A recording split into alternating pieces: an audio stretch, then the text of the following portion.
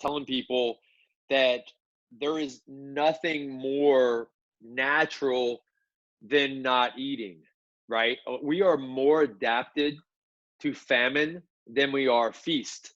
And I really think we need to talk about that a little bit before we dive into the benefits and some of these awesome benefits that can come from not eating, right? Yes.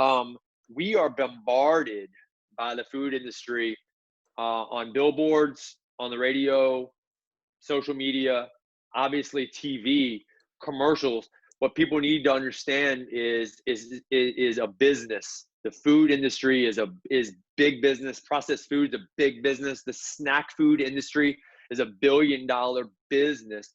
They are after your money. They're not interested in your health.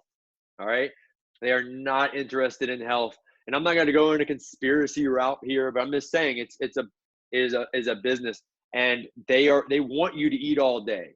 They want you to have blood sugar dips, peaks and valleys. So you're always reaching for something. There's a Taco Bell, there's a CVS, there's a snack machine, there's a muffin in the office, there's candy.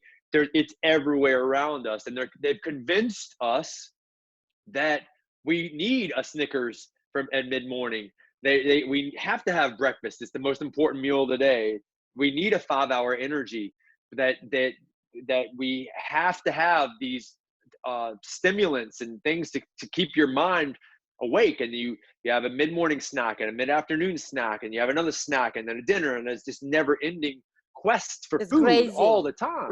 Grazing. And there's no science whatsoever. And I'm going to let the expert Mihaela tell you guys that there is no scientific data whatsoever that says you have to eat breakfast or you have to eat every 2 to 3 hours. Let's talk None. about that. Do it. Let's start with that. So people ask me, so what do you eat for breakfast? And my answer is, I break my fast whenever I'm hungry, right, with whatever I'm hungry for. So redefine breakfast. Breakfast doesn't mean the minute you open your eyes, you go to the cereal. It doesn't mean morning. It doesn't mean when you wake up. Right. Doesn't mean when you wake up. It doesn't mean you go to the cereal box, which hopefully you don't have it in your house by now. And you eat cereal and orange juice and bagel and whatever else most people are taught to eat for breakfast. Right. Ideally, so breakfast in that sense, it is the most important meal of the day. How you start the fire, that metabolic fire of yours, is how you're gonna run for the rest of the day. If you start with sugar, rest assured that you are gonna be on the sugar roller coaster for the rest of the day, because sugar goes up, sugar drops down, to bring it back up because you feel hangry, you're gonna fill it back with sugar, and this is how your day goes. Mood, energy, productivity, all of that. It's really not fun. When you break your fast a little bit later in the day, or in some cases, if you're really truly hungry when you wake up, you break your fast the good way, and you end eating a little bit earlier. Again, you compress your window of eating. Maybe you, I don't know, if you eat 15 hours a day out of your 24-hour cycle, you may want to go to 12, and then you may want to go to 10, and then you may want to go to 8. It's a process. You go slowly. So it is manageable, it's doable. You don't set yourself for failure. But the idea is that the first meal you eat is so important to your energy for the rest of the day. And that, to say what that would be a high protein, high fat meal. Bacon, eggs, sausage, fish, whatever. If you have leftovers from dinner before. Leftover dinner. If you eat vegetables, you can add whatever veggies you have, avocados, sauerkraut. It doesn't matter. It's redefining breakfast, not thinking that breakfast has to be a certain food that somebody else decided for you. Just say, no, I decide for myself. So that's number one lesson. Yes, breaking the fast, it is the most important thing, because it sets the tone for the day, and you have the power and the right to redefine breakfast and make it work for you, not for everybody else that's trying to sell you food or health. Okay, that was my rant on breakfast. So some myths that we're going to hear, that we always hear, is that you're going to die, right? Like you got to eat, especially in the Latin culture. I'm in Miami. I know you're in Boca. You used to live in Miami, but in Miami, one of the first myths that I hear is you're going to die. You have to eat. So what are your thoughts on, or what are some of the myths you hear the most? What are your top 5 myths that you hear when it comes to the dangers of not eating? Like most people will say it's dangerous, it's starvation. Even, some nutrition professionals or fitness professionals or even physicians will say, if you skip a meal, you're going to end up eating more in the other meals. And that is true for as long as your fuel is carb-based. Very true. I'm not going to say no. So before you even start talking about fasting, or in parallel with talking about fasting, you want to optimize again your metabolic fire, your metabolism. You don't want to be a predominant carb burner. Predominant carb burner is hungry all the time, having to snack, dipping in and out with your energy, mental and physical, having night sweats, difficulty sleeping, not to say, obesity, overweight, prediabetes, PCOS, all inflammatory diseases known out there. Or you go to your doctor and they tell you, oh, your triglycerides are high. Oh, you have fatty liver. Oh, your your cholesterol is high and your good cholesterol is low. Those are all end results of something that's known as insulin resistance, which is caused by carbohydrate intolerance. In other words, we are unable to process, to use the amount of carbohydrates, the amount of fuel we are taking in as humans. And as we grow older, we have less and less resilience to deal with the overflow of fuel, and it overflows into our physical existence, just like I explained with obesity and all the metabolic associated metabolic disorders. So that's I think I was talking about the fact that skipping a meal will make you eat more. Yes, it will if you're a carb burner. Once you switch to fat burner, you're good. What other myths? So it's the fear. Well, I always hear too, oh, you may lose weight, but you'll gain it back. And I'll say, muscle. I'll say absolutely. I said absolutely, you'll gain it back if you go back to your old ways. Just like in any particular diet, right? But like I always explain this, like, listen, we are cavemen with cell phones. That's my favorite thing to say to people. We have not changed very much. I say cave woman with high heels. There you go, cave woman with high heels. But we, as cave women and cave men, and we go back to the African savannah, the plains of African savannah, we didn't eat every 2 to 3 hours. Oh no. We ate, it could have been days in between a kill, right? We are adapted. We are not built to eat every hour and a half, by design. 2 hours. Let's talk about by design, because if people understand what is our biological design or blueprint, I think it makes it easier to not listen to the noise that's outside of us.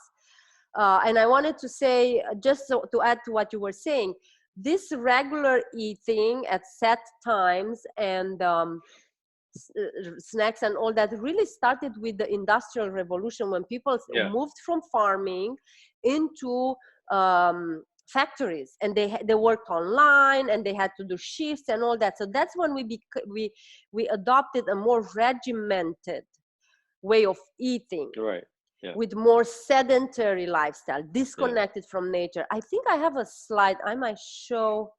Let me just see this one. It's not on this presentation. I have a presentation where I walk through all those, we'll do that in another. I show visuals of how our, hunter and gatherers ate, then what happened during agriculture, and then what happened in industrial living. So let's dive into, what was the question you were saying? Well, we were kind of going into the myths of it, and I thought it's important for us to show that, like you said, we're not built to eat To with the graze. volume that Oh, we yeah. eat. Now, the quality of food, we've talked about this many times. We know that we're not built to eat carbohydrates all the time, right? Yes. And Yeah. become a sugar burner, and that's where we see all these degenerative diseases, insulin resistance. But like, we are not beings that are supposed to be, and the reason why we eat all the time is simply because we Because eat carbs all the carbs. time. We rely on We have hay. these blood sugar dips and valleys and these peaks constantly, so we're forced to constantly eat all the time. But Yes. if we eat the right quality food, we don't eat as much, and it's almost like a natural fast because we Yes. don't need to eat all the time. I feel like we are going back to what we've talked before, but just to summarize this before we get into fasting. So understanding the human biological design or Right. blueprint, it means looking at the human as another species of animal. Just like we look at the gorilla, we look at the tiger, we look at the cow or the elephant. We categorize animals based Right. on their digestive system and how they eat, and we have a whole hour talk about this one. So I feel like if we are able to understand that our blueprint is not a grazer. What are grazer? Herbivore animals are grazers. They live on grasses, and they have different digestive system and microbes that digest the food for them. We are considered omnivores, and if we look at the other omnivores that are out there and see what they eat and what makes them fat, we can conclude that the same foods will make us fat. And we already learned that carbohydrates are those. And then we know that carbohydrates are also the source of this insulin resistance and inflammation and all the chronic diseases. So any way we look at it, eating the way we eat, primarily basing our intake of food in terms of what provides us with the most energy as a macronutrient, carbohydrates, like 60% of our calories coming from carbs, is clearly not serving us. We can look at our modern human history, and we can see that since the 40s, the 50s, we start to see more and like a rampant increase in all these more chronic diseases. I call them diseases of domestication. So now, unless you want to add anything to this, we can just hop into fasting, because this was like let's hop into it. Let's get, I mean, do we need, I think the myths, let's go through more of the myths. I Starving, don't know.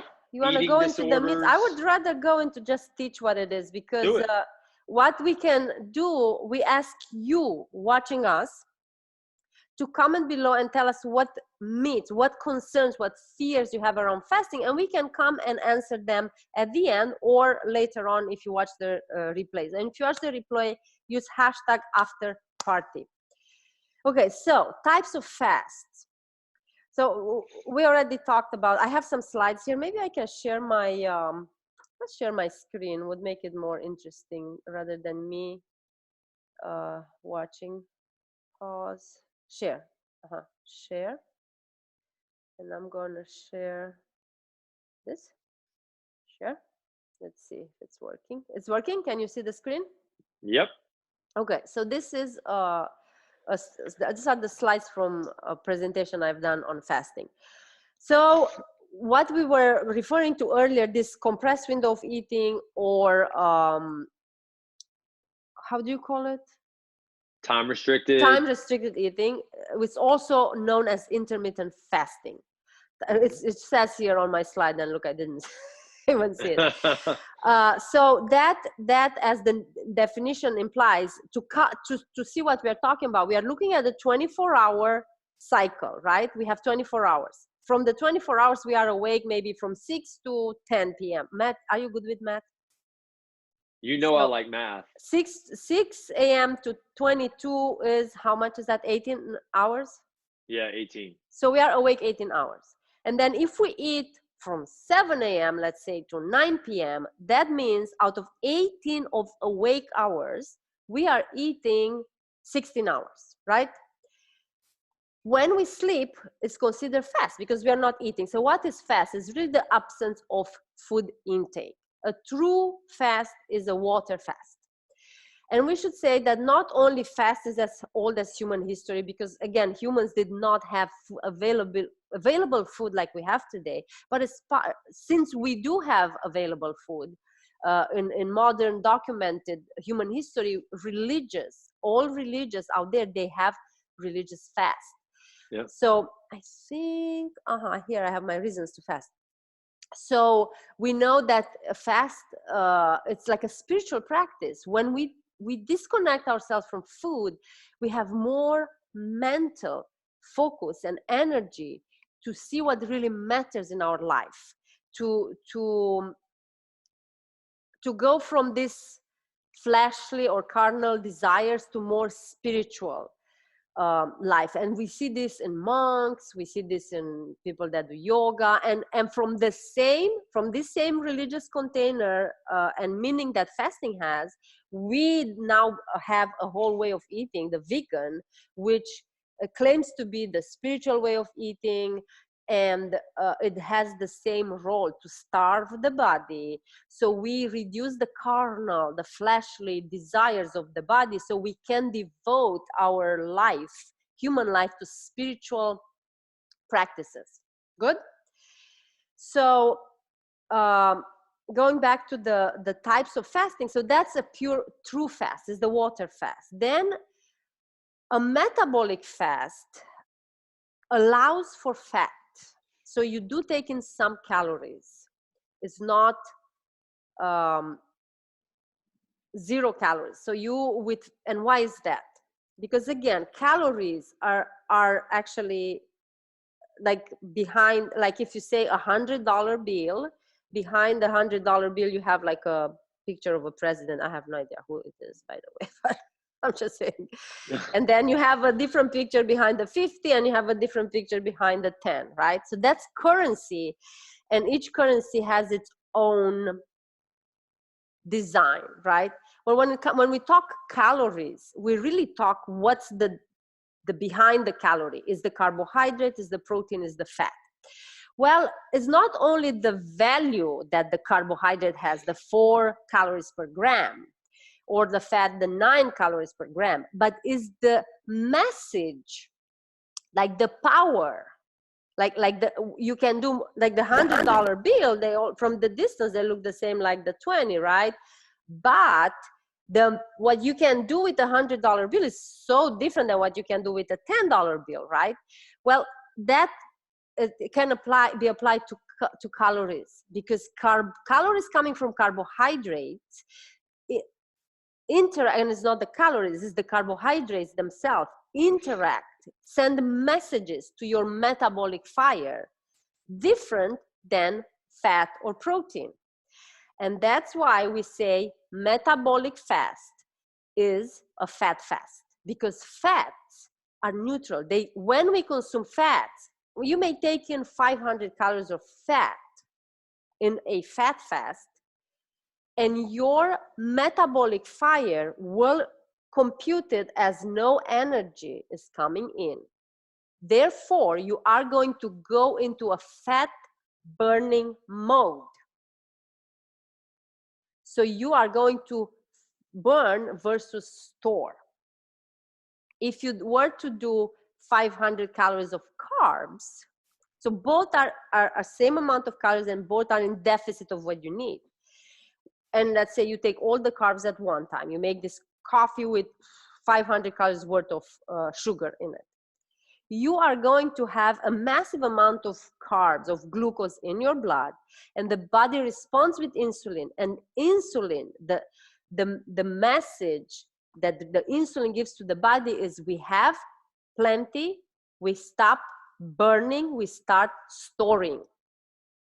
So you may be in some caloric deficit, but you are not giving the right message to your body. Of course, if you go for a whole week on 500 calories of sugar, and that's all you take, you will still lose weight. But metabolically speaking, you are not benefiting from the fast, and it's going to be very difficult, very hard on you. You're going to feel hungry and deprived, and it's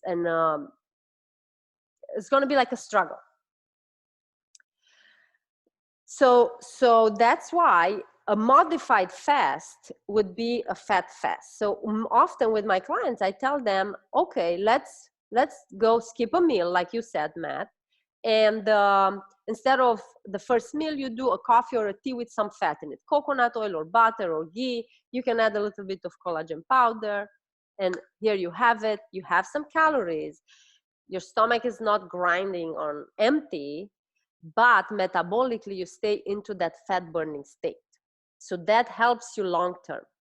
So that's What's more, you're saying it's satiating. The fat satiates you, and it will hopefully carry you to lunch or dinner. So you don't whenever. suffer. So you say, oh, this is easy. Right. Here you go. You remove the mental barrier because you have positive feedback from your body, versus doing it just with water, which by the way is the most therapeutic one. If you're not already a fat burner, it's going to be brutal. Okay. So, and then we have other modified fasts where we can add meat and bone broth, fermented vegetable drinks and teas and stuff like that. And again, it all depends why someone will choose to fast. What's the reason? Then we can decide what form of fast we are doing. And we'll get into the health benefits of fasting. Okay, so reasons to fast, I already mentioned mental, emotional detachment from food, cleaning up the mind and the body after a time of feasting. So that's a tool, a strategy. So if you know you went for 3 days and on a cruise and you ate and drank more than you should have, then it's perfect to go and do a fast. So you keep things in balance, right? That's what Matt was talking about earlier. It supports longevity and slows premature aging. We want to talk a little bit about that with the stem cell production. Jumpstarts fat burning, of course, I already explained that.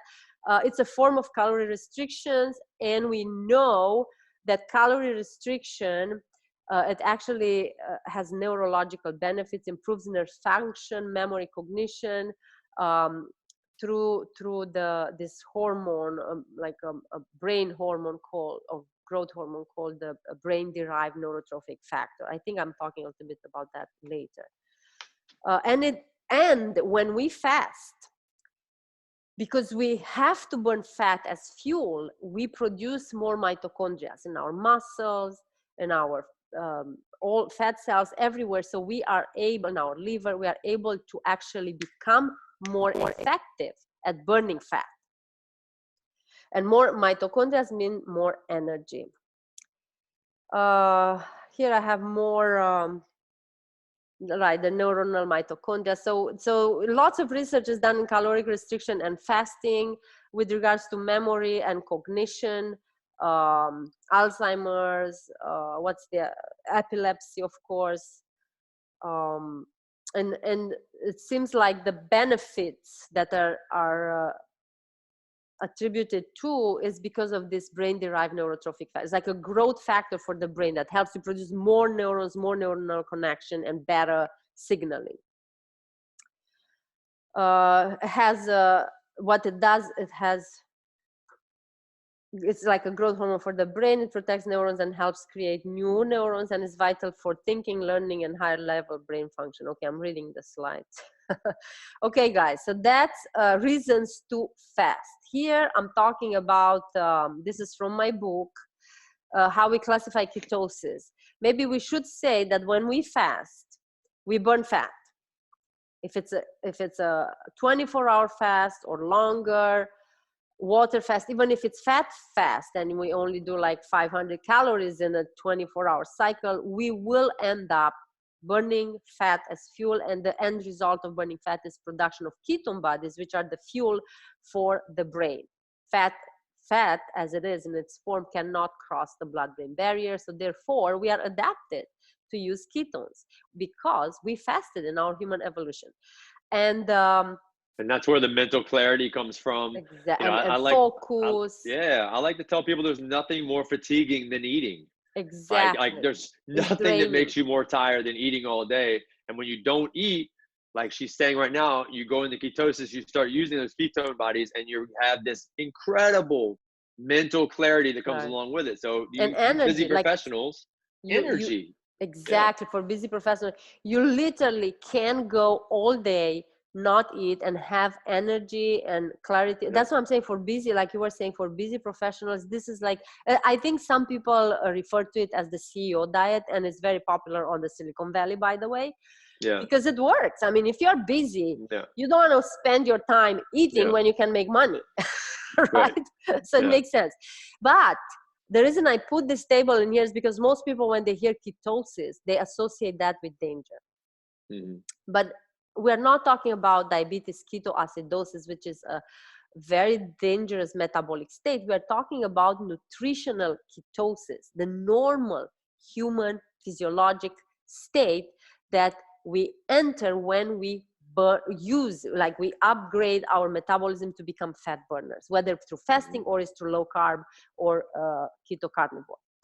And here are just numbers, like if you were to measure your blood ketone levels, what each one means. So what for someone that does a prolonged fast, let's say goes to maybe 72 hours of fasting, they can measure ketones as high as 5 to 8, which is fine. And one little detail, you will measure ketones of, let's say, 8 and a blood sugar of 70 or 60 or 90. Perfect, totally normal.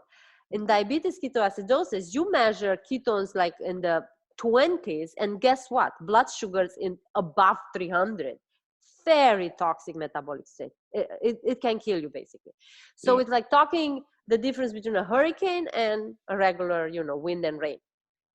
Very, very different metabolic state. So do not be afraid of nutritional ketosis. Is the normal physiologic body state we enter when we burn fat. We optimize. Like, remember how I said you don't want to be a carb burner, you want to be a fat burner. Well, that's what it means to be a fat burner. Which most people never go into a state of burning actual fat for energy. Yeah. No. Because they're burning sugar all the time. Exactly. Like I explained earlier, anytime is the metabolic signaling that the food gives. So carbs will stop fat burning. It's law. It's the metabolic law. Anytime you have enough glucose coming from the diet to be detected as too much, remember, any given time in our blood glucose, in our bloodstream, we can hold safely about 5 grams, a teaspoon of sugar in our entire blood circulation.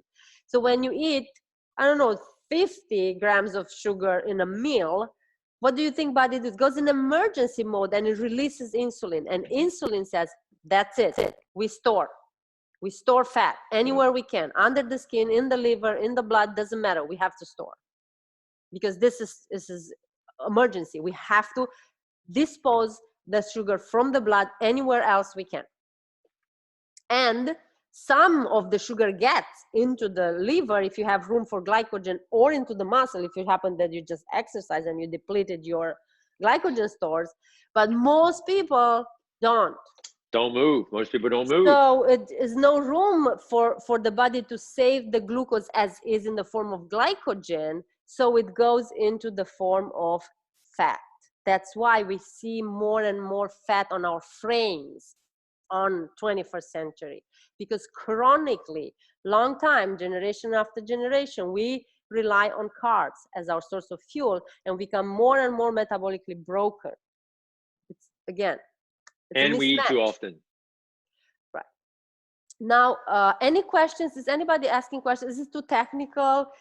Am I going too fast? Please give me a little feedback here, because I'm going to move into a section that's a little bit maybe even more technical, but I love it because that's the true power of fasting.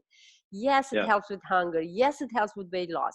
Yes, it helps with our cognitive function and reduces inflammation. And we detach emotionally from food, so we feel, more free to live life, to do other things. I think I said this before. More productive, more money somebody in your said, pocket. Oh, I love to cook. I said, I love to cook too, but I love so much more to go sunbathe or ride my bike. Well, it can be liberating. I've had numerous people just say, I'm so liberated. I'm not cooking all the time. I'm more productive at work.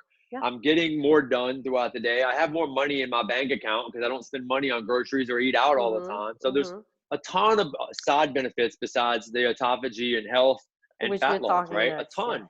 A ton. And let's bring it to now. We are in this unprecedented situation. where we have to stay socially distant. So how powerful it is if you are burning fat and you're fat adapted, and fast becomes your new state, your new tool for a long time, so you don't have to go too often to pick up food, and you don't spend so much time or money because you may not have a job. So here you save exposure from having to go out to pick up food, or for someone to bring it in. I mean, they touch the food, you know, so you bring the germs in if you didn't go out. And money, guys, time, money. And then you can just declutter your house or play with your kids, do whatever else you can. I mean, you understand? That's the practical value of fasting. Yes? So, oh, I think I need to blow my nose. I was trying not to, but let's see, can I mute myself?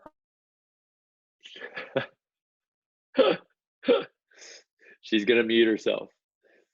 Going into a autophagia. Yeah. Guys, I just to piggyback on what she was saying, like the benefits of fasting are so many, even beyond health. The sustainability of it, the fact that the mental clarity that comes from it, the productive, how productive you are throughout the rest of your day because you're not always looking for the next meal. Yeah, it's just empowering to know that you don't have to eat all day long. So just going through. To you instead of me. Am I back on? Yeah, I couldn't hear you. Did you mute me too? No, for a second by mistake. Oh, okay. My brain is not on ketones right now. Although I think it is because I haven't been eating much. But the cold doesn't help. Anyway, so let's move to, I think we covered pretty well the practical aspects of fasting. Now we're going to go into something that's pretty mind-blowing, because stem cell therapy is so expensive and it's so popular, and you can achieve the same or similar results by fasting as injecting stem cells. And talk about the power of getting rid of what the body doesn't need.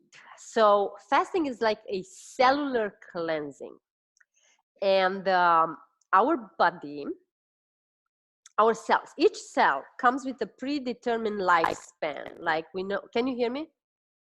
I'm good? Yep. So for example, the red blood cells lives around almost 3 months. The intestinal cell about 24 to 48 hours. So each cell has its own predetermined life, genetically encoded. And that is called apoptosis. When the cell dies, it's called apoptosis. What happens for the cell to live its own full potential, full lifespan, therefore for you to live your own full lifespan potential, you have to periodically engage in something that's called autophagia, which is like cellular cleansing. We have to keep our cells clean, so they live their life to reach that point of natural death called apoptosis. So auto, it refers to ourself, and phagia means eating. So when we fast, we allow our body to enter this cellular cleansing, self-eating. In other words, cancer cells, virus cells, bacteria, toxins, whatever is in our cells that should not be there. When we abstain from eating, the body goes and removes. It's almost like the body has a chance. Just like we right now we are in a pause. We can't leave the house. Therefore, we have more time to go clean our closets and our pantries and our drawers, declutter. It's like a cellular decluttering. And it's called autophagia. And this was discovered relatively recently, I think 2016 or so, when the mTOR, this mTOR factor, which is the mammalian target of rapamycin, this was discovered in the late 90s, but I think it's a Japanese researcher that received the Nobel Prize for putting it together with fasting.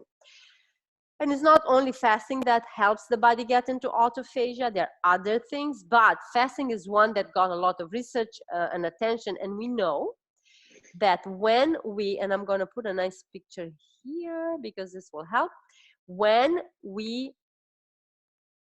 eat food, protein, carbs, fat, food, mixed diets, we stimulate or we turn on this pathway called mTOR. And this one, it kind of like insulin in a similar fashion, says it's time for growth, it's time for building. So who do you think needs to grow and build?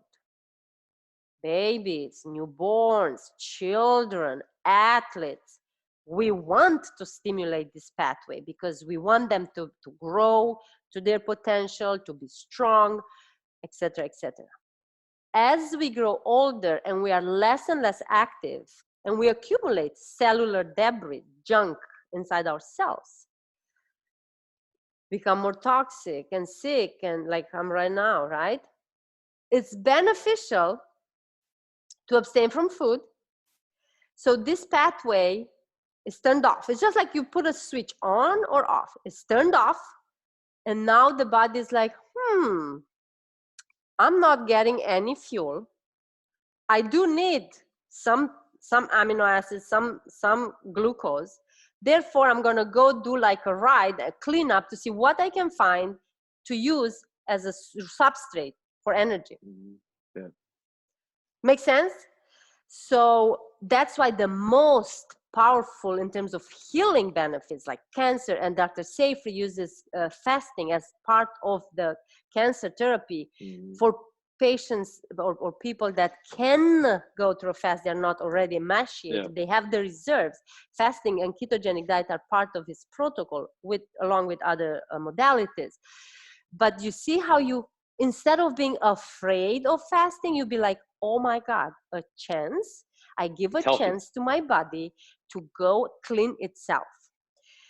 And I'm going to go back to the feeding one.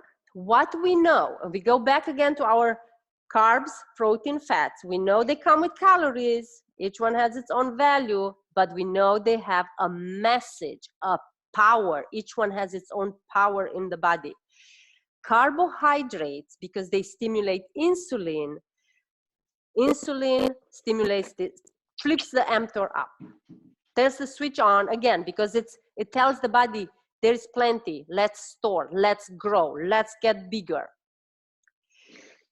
Amino acids, meaning the building blocks of animal food and the amino acids in plant food, will also turn the flip on because they are structural. When we eat protein, we get the nourishing element that build us up. So we turn this switch on again. So eating carbs and protein together is the recipe for growth. So your kids can have some carbohydrates. Give them the good source of carbohydrates, not the crappy colored artificial candies and shit like that. You give them real food. Your athletes will need more carbohydrates. But you look at your stage. Where are you in your life right now? Are you in need for build and repair? Maybe a bodybuilder wants to build. That's why he's lifting heavy weights and wants to eat, so he stimulates this pathway. But if you need to lose weight, if you are broken, your metabolic fire is broken, you want to turn the switch off and you want to let your body do a little bit of self-cleaning. Because when we don't eat, we still need amino acids. And the amino acids will come from the ones that the body otherwise would use to produce digestive enzymes. You don't eat, you don't need digestive enzymes. We're going to redirect them to make muscle. Will come from cancerous cells, denaturated DNA, viruses that should not be in our body, etc., etc. Connective scar tissue, like the body will eat away excessive skin. So when my clients lose weight, they lose significant amount of weight in relatively short period of time, but because we are doing the smart way according to the human biological blueprint, we don't have hanging skin. We do it So the excess cells, skin cells, are eaten away during the fasting times. So you don't need to have plastic surgery. And before I'll turn on to you, Matt, if you want to add anything, and if you see any comments, I will say, and then the miraculous power comes from refeeding. So the longer we fast, the more we go into this self-cleaning. And that's why therapeutic fasts are longer, more than 3 days, and they require supervision. And indeed, during longer periods of fast, you're going to see shrinkage of organs, a little bit reduction in muscle mass, unless you stimulate it with lots of exercise. But even then, you will see some shrinkage, shivering. But when you refeed, stem cell production goes on. It's like you get injections of stem cells and you regenerate like brand new organs. You de-age. That's why calorie restriction and fasting is the proven, more scientifically proven way of for longevity. It's not necessarily this diet, the other lifestyle, blue zones, things like that. No, it's actually the actual lack of energy and nutrients for the body in the form of fast that allows the body to go into this self-cleaning, and then with the refeeding, proper refeeding, we see the stem cell production and regeneration of organs and tissues. So that is the power of fasting, guys. Now, if this doesn't get you excited, off your couch and say, I want to go for a walk, well, if you can, or just read a book and not eat anything today. So bam, you don't have to spend time in the kitchen. You have more time to play. Of course, if you have kids, you have to, because you want to feed your kids because they need this. They need the switch on. But for you, take a break. Embrace it as something that's actually good, desirable. Well, look, a good analogy that, like when you say take a break from eating, like a great analogy of what she's talking about right here is, think about your refrigerator. And most of the time before you guys go shopping, at least before this crazy stuff we're going through right now, you would look what's in your refrigerator and sometimes take out stuff that may be spoiled or bad. You're making room for more groceries, right? But when you eat all the time, right, you're constantly eating, snacking. You're literally kind of taking that new food and pushing the old to the back of the refrigerator, and it never gets taken care of. So what you're breaking talking about, the benefits of fasting, this reset, this cellular cleansing. And I was saying that the benefits of that cellular cleansing and the reset that you're talking about, you're literally allowing the body to clean out the old, and then you're bringing in the new. So 100%. That's the cellular reset, the benefits of not eating and giving your digestive system a break. Yep, spot on. I love it. I love how you said that you push in and you never, and then it rots. In my book, when I explain fasting and the mTOR, I talk about trash, I think, and spoiling and getting rot, something like that. And I use the blender analogy. Anyway, for those of you that read my book, you can get deeper into this stuff. Let's see, what do I have here? These are like action steps. Again, I already invited you to check in. It's always checking in with yourself. Any information you are exposed to, always check it, filter it through. How is this applying to me? Because this is not a one blanket to all. Like I said, you have to see what is the reason why you would be fasting, right? So if you need to fast, boom, work on your mindset and free yourself from anything that doesn't serve you, and give this a chance. If you're not, if you're lean, if you're healthy, if you have the energy, if you're rocking your life, keep rocking it. You don't have to. Yes? Absolutely. So, but let me just go deeper. Like, all these things you just said right now are fantastic, but how many people do you know out there that have arthritis? How many people do you know that have rosacea or acne or psoriasis, eczema?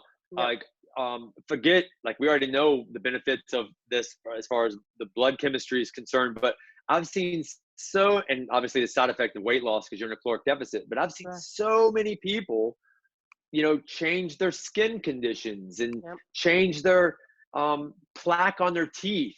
Yeah, Yes. I'm like, I'm talking about even chronic dry eye. I've seen weird stuff. The body just starts to heal itself Yep. when you allow it to. And if you constantly shove food in your body on a regular basis, you're just not letting your body do its job. Very well said. Any condition that you can think of, again, because it goes back to getting Right. rid of what the body doesn't need. Got it. Any inflammation goes down. Not to say again, we talk about the neurological benefits, cognitive function, Yeah. everything. Right. So here on this, And are we and done? Do listen, you think we and real covered enough? quick, Mihaela, no, Hmm. you and I have been doing this a long time. And I always tell people, I'm not interested in fad diets and something No. that's not sustainable. I am only interested in health, Hmm. changing people's lives, and giving people tools that they can sustain over a lifetime. So if this wasn't healthy, we wouldn't be talking about it right now. Yep. Most definitely. Most definitely. And again, it's very, it should be part, I think it should be part of everybody's life. And interesting fact, maybe many people don't know, newborns are born in a state of ketosis, and they do spend a lot of time in ketosis, even in the first few days of their life. And it has to do with the brown fat, and because we know babies have more brown fat. It's interesting, but of course, the discovery of ketones is associated with diabetes and diabetes ketoacidosis. So it got a bad rap from the beginning. So it's difficult to, unlearn this, but we have to unlearn it. I mean, there's Well, listen, no, I think one of the biggest reasons why we hear a bad rap on time restricted because it by works. not eating, well, it works. It makes people healthy. They're less likely Does to it have help symptoms. many They're less industries? likely to go to the doctor. They're less likely to spend money on food. Yeah. Like like anytime, like you're not going to see General Mills promoting fasting. They No. want people to eat breakfast every day, right? I mean, there is a financial benefit to eating, Yep. and it does cause symptoms, because especially when you eat the wrong way and you eat too Yep. often, you have symptoms cause you to go to the doctor. If you're healthy, you have no reason to go to the doctor, right? Yep. So there's numerous reasons why we're told that fasting is dangerous or it's not sustainable, Yep. but it's wrong. Yep. Do we have any questions from our viewers? I can't see anything on my side like I have in the past. Neither I don't know. Okay, this I kind of cover how we get the energy from, or how we have reserves, the glycogen, the fat. The body uses glucose, fatty acids, ketone bodies as a fuel. What happened? I just want to talk about one more thing. Then I think we should get into some practical ways how to get started. Like Yeah. how do you apply it? What I would like to say about fasting and fat burning, because during fast, obviously, the body, that's why I had these slides here, the body will need energy, and our body gets its energy from food or from its own reserves. So if food is out of the picture, right, because we fast, we burn first through our glycogen stores, which are relatively limited, again, and especially in prolonged fast. But after an overnight fast, and if you go like another 16 hours, definitely you will burn your glycogen. Plus, if you exercise in a fasted state, even quicker, and then you're going to tap into burning your own fat.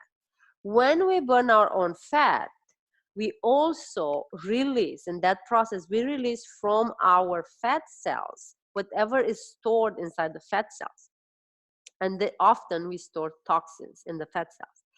So the only time I tell people not to start with fasting, if they have like multiple comorbidities, like diseases, and they need to lose more than 30 pounds, like severe overweight or obese, and for a long time they're doing yo-yo dieting, and they're relatively sick, diabetes, whatever, all sorts of other things.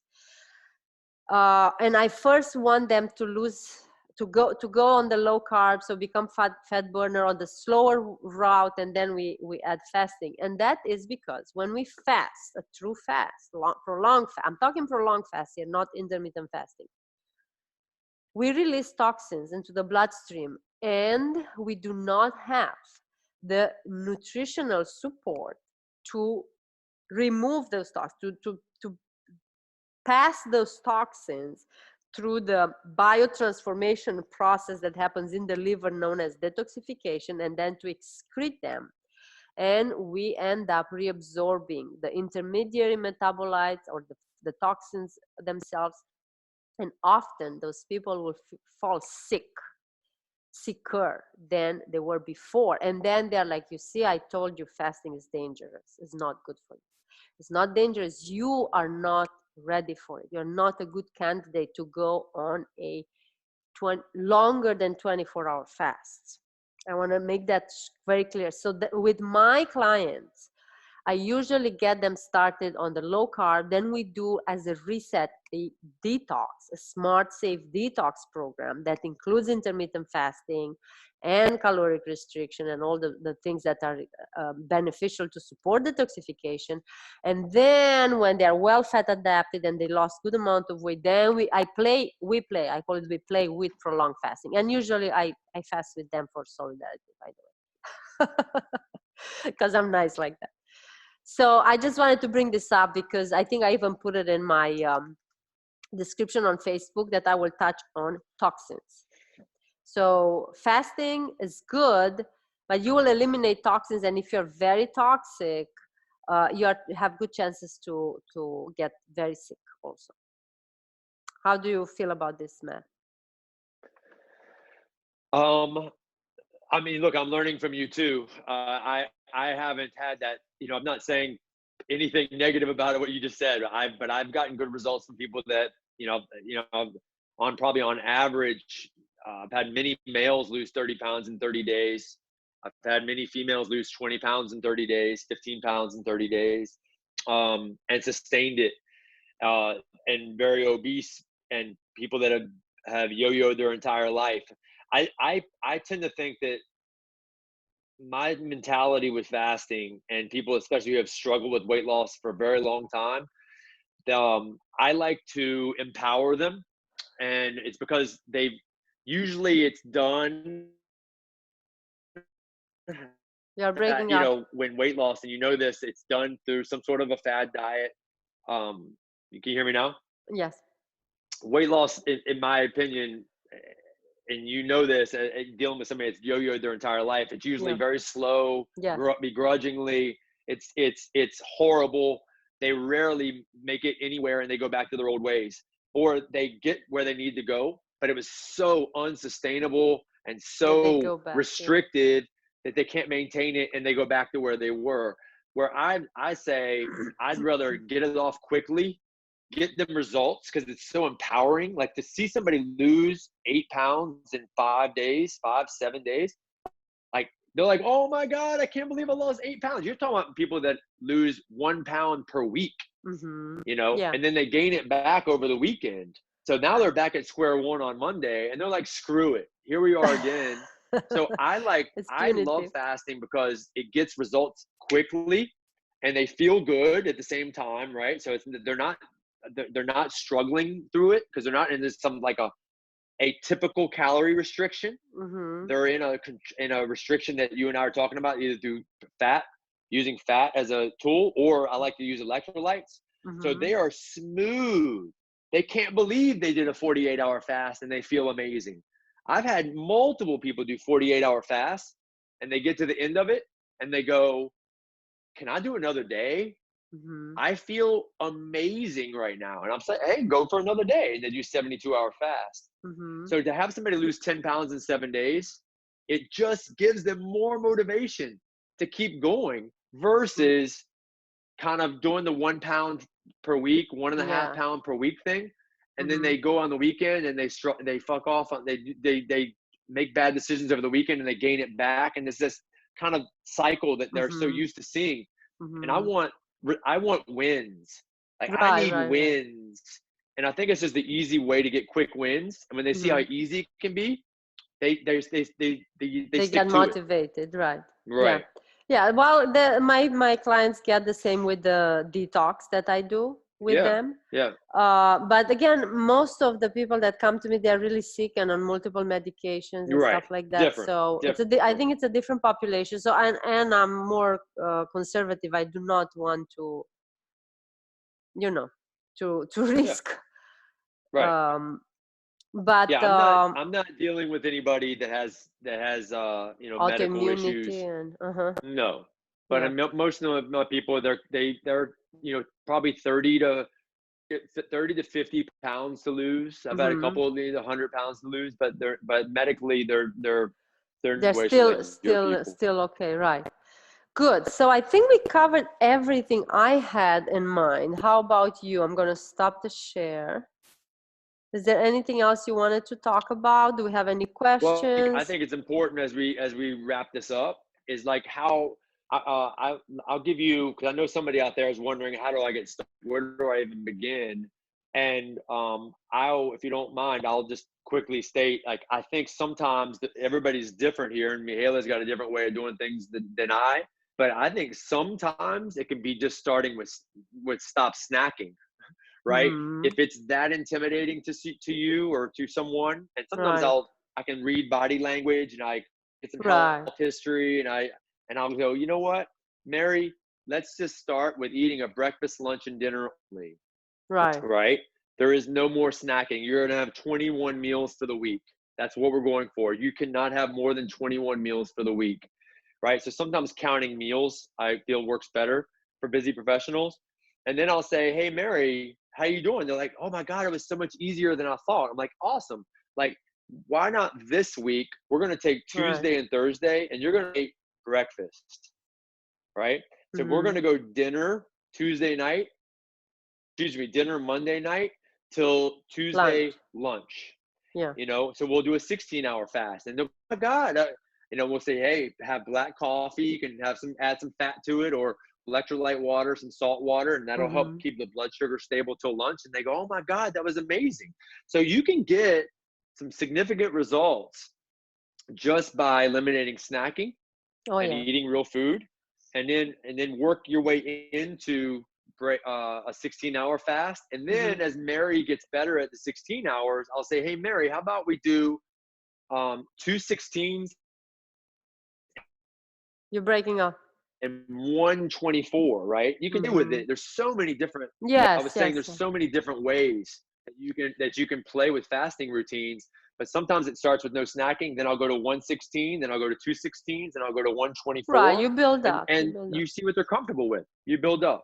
Yes, always what they are comfortable with. Like I never tell my clients what to do. I say, these are some options. What do you think you can stand behind energetically, and you actually do it? Yeah, it's always it's that's what coaching is, to help the client go out of the comfort zone, but you don't want to make a trip. So that's the end of the relationship. So there are many resources out there. Definitely, there are books, there are groups, and all that. And everybody has to decide how long they've been trying with resources that are out there available. And if they tried enough, they can always reach out to work privately with us. Right now I have powerful tool. It's a powerful, simple, healthy, and sustainable tool. There's nothing easier than doing nothing. Yeah. And that's what when somebody says, oh, Matt, I'm just so busy right now. I just don't have time for this. And I'll say, well, this is a great opportunity for you then, because you're so busy. You don't have to do anything. Don't stop. That's exactly just keep right. being busy. That's exactly so right. Sometimes it's just giving somebody the tool, and then and then explain showing them how to do it, so they understand why they would do it, and exactly. have them succeed, so they see that it's actually doable, and you feel better. The reality is that you do feel better when you fast and you reset everything. It's just a fabulous tool. So guys, we're gonna wrap it up because again, we went an hour and like 10-13 minutes here.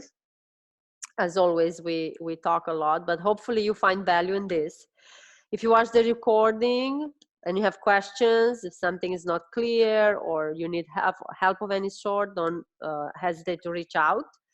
Matt has a group. He's posting lots of exercises in his group. I have the Love Quarantine Master Coaching Program for free for 4 weeks, where I'm helping, you know, staying healthy during this particular time. Matt is in there. He's sharing exercises in there as well. And I have a school of cooking for those of you that, you know, you find yourself home and there are no restaurants and you have to really cook now. When you cook outside of fasting, if you need help with that, definitely that's available, and it's on special price right now for the COVID-19 for until I think April 1st. It's for $17 a month, and you can cancel anytime. You go in, you learn how to cook, whatever you need to learn. There are lots of recipes. Everything is in alignment with the low carb, high fat, grain-free, meat and bone stock, ferments, baking, grain-free and sugar-free. And Matt has a virtual exercise, right? For people that are home, working from home, or they don't work at all. If you want support, so you every day you exercise in your own home, Matt has a special offer going on right now for that. Yeah, let me know if you're interested in taking advantage of. Let's put the links below. Sure. Yeah, so everybody watching the recording, they can check it out and see if it's a good fit. Thank you for coming live or in the recording, and we'll decide what we talk about next week.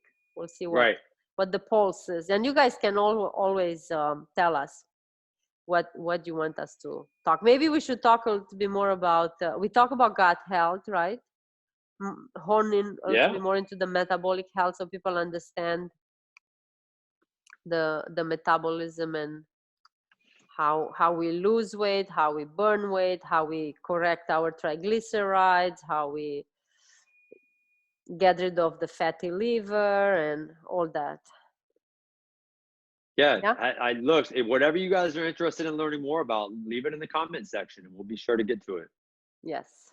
Thank you. I'm going to end our meeting right here, and I'll see you in the next video. Bye. Bye.